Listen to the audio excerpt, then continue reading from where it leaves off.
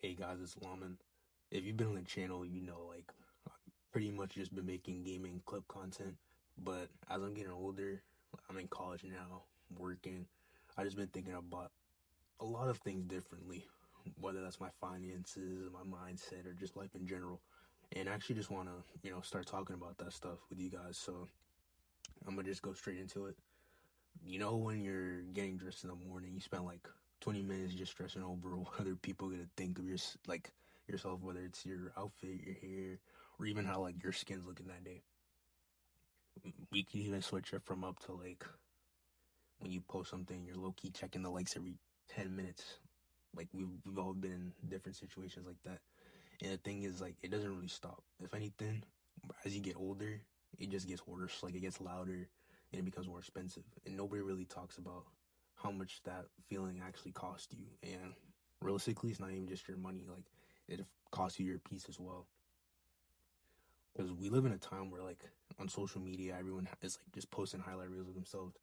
Everyone's posting different trips, money, clothes, cars, houses. Like, even though even not young, like, some people are just posting houses and stuff.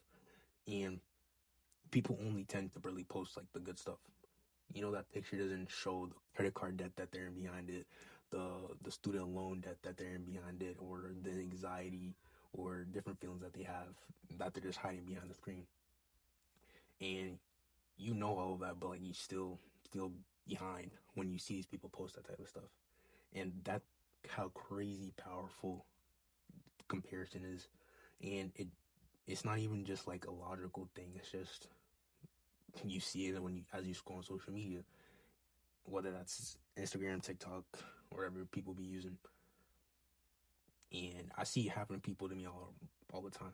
Someone lands a decent job, they post on the LinkedIn, and the first thing to do is go buy new clothes. Some people even be putting like down payment on cars, getting new apartments, or just going out more, spending more money on dinners. And and a lot of people do this not even just because their life generally called for it, but because they cannot look the part.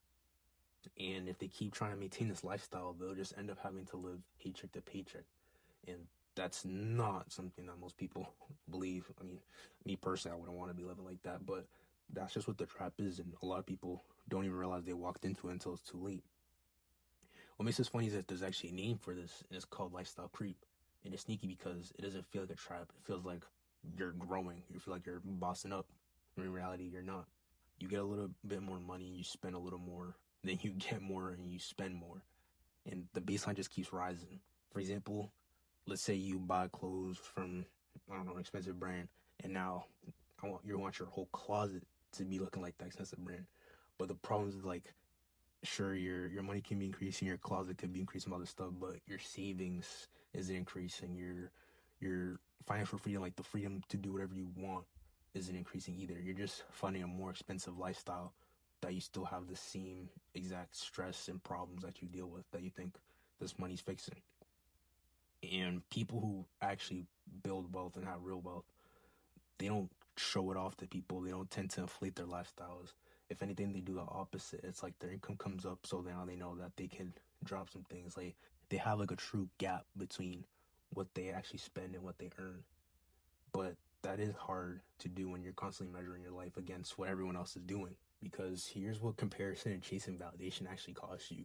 And I'm not just talking about money, I'm talking about like a lot of stuff.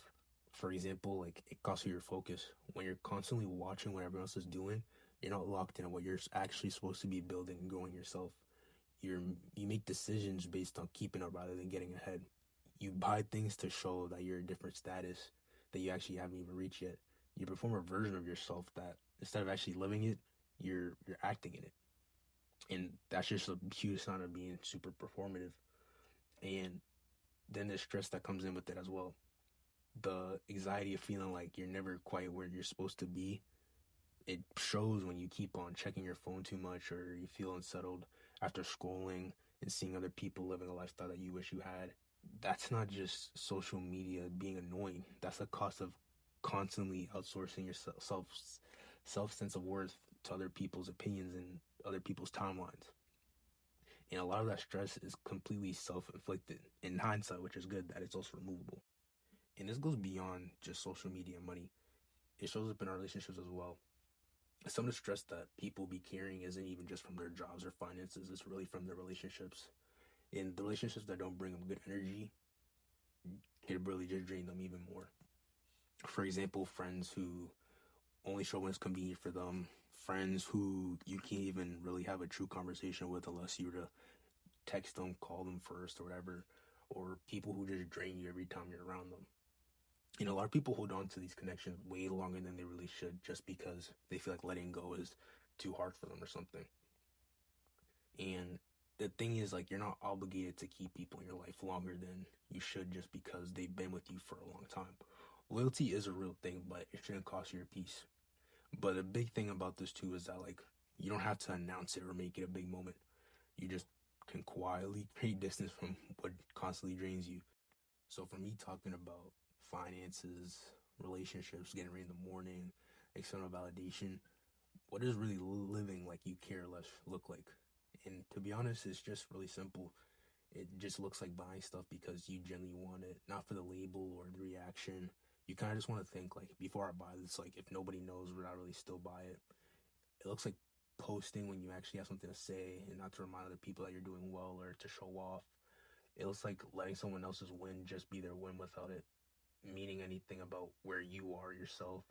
It looks like being a little bit more selective about who gets your time and energy. Not in a cold way, but in a more intentional way. The people who add it to your life stay close.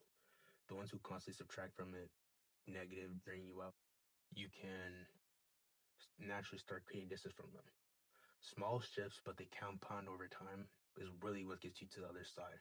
Is more than money, less noise, better relationships, and a much clearer picture of what you really want in life, not what it's supposed to look like from the outside. Your late teens and your early 20s, or even just your 20s in general, are an important window. The habits you build now, and the way you act now, and the way you use your money, the way you handle your stress, the people that you hang around, that stuff builds up in both directions, both positive and negative. So the question we're sitting with is simple. How much of what you're carrying right now is actually yours? How much of it is just noise you picked up from other people's opinions, other people's timelines, relationships that don't even help you? Because the less you need validation, the less you care, the less you try to show off, the less you inflate your lifestyle to keep up, the more freedom you actually have and can build. And the less you hold on to stress and the less you hold on to people who drain you, the more space you have to actually enjoy your life. Thank you guys for watching. If you guys like this type of content, I'd say subscribe and let me know so I could try to push out more of it.